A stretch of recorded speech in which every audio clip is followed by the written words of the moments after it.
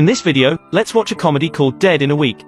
William had a difficult life. His parents died when he was young. After growing up, he was fired by his boss because of his negative attitude towards work. He always thought about what it meant to be alive. He liked to write poisonous chicken soup book about suicide, but it was rejected by the publisher every time. William committed suicide many times, but he just failed. He tried to hang himself and the light cord broke. He couldn't stand the car exhaust and gave up. He vomited after taking the medicine. Suicide by electrocution, the electricity went off. He even ran to the road to get crashed but ran into an ambulance, and he was rescued on the spot.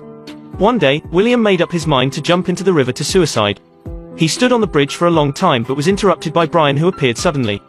Brian was a 65-year-old assassin.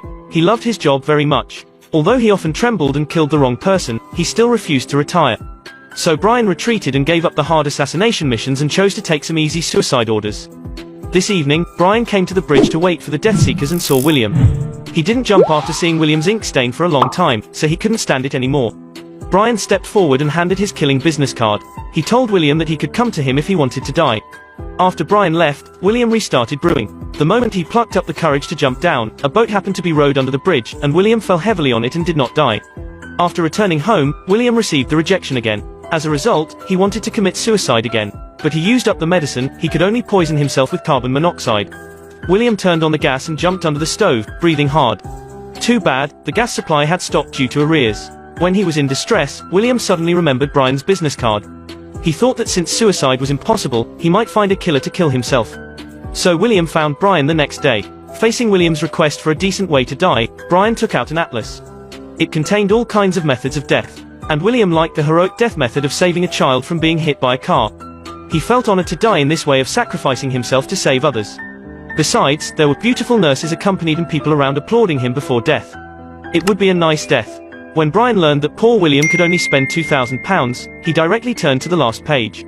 Brian introduced that this remote sniper method was the cheapest and fast and painless. It was the most suitable choice for William at the moment. However, William must transfer the money to the Killer Association account in advance.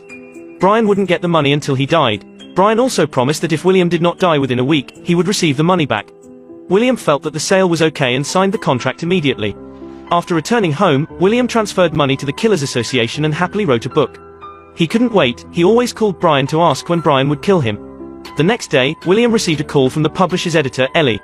Ellie was very interested in William's work and wanted to ask him out to talk to the boss. In order to satisfy his biggest wish in life, William and Brian negotiated whether the assassination plan could be postponed. He also explained the reason and said where he would appear. Brian promised him that it was okay, but he secretly recorded where William and Ellie met. The job of the killer here was very popular. Brian, who had always had mediocre performance, was facing the risk of being forced to retire.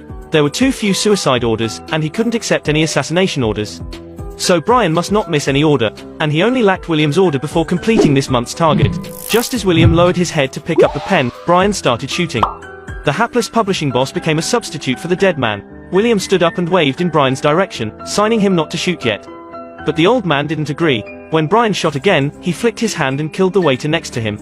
Ellie quickly pulled William under the table, letting Brian no chance to shoot the third shot.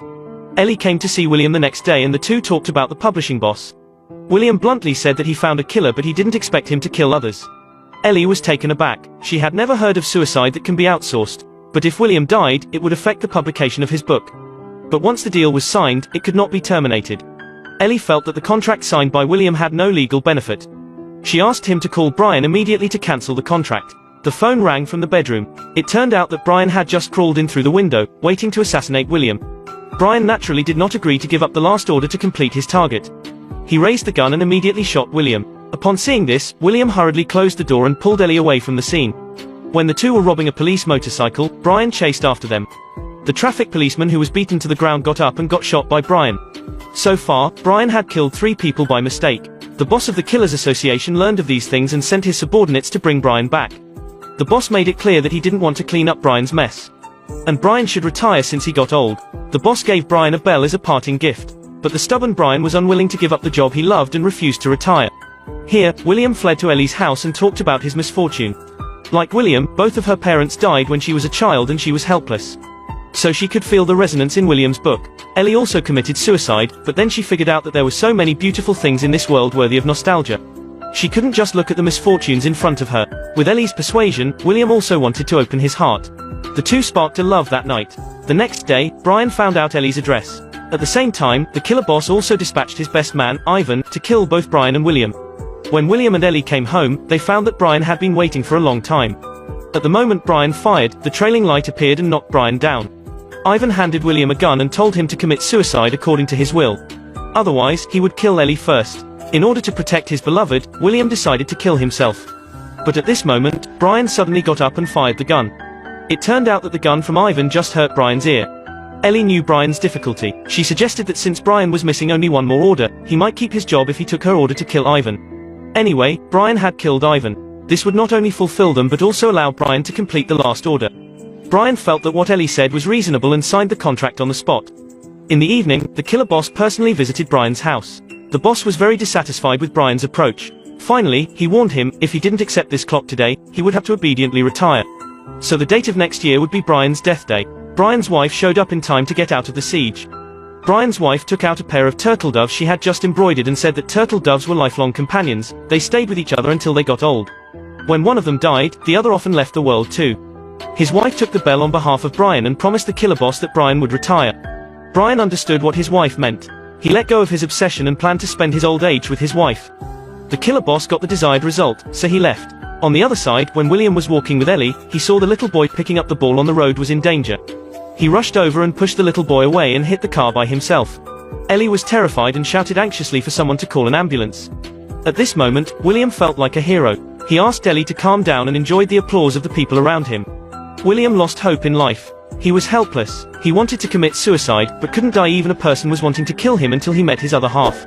From this, it can be concluded that the girlfriend is the cure for all diseases. Well, this video ends here. Remember to like and subscribe. Thank you for watching, see you next time.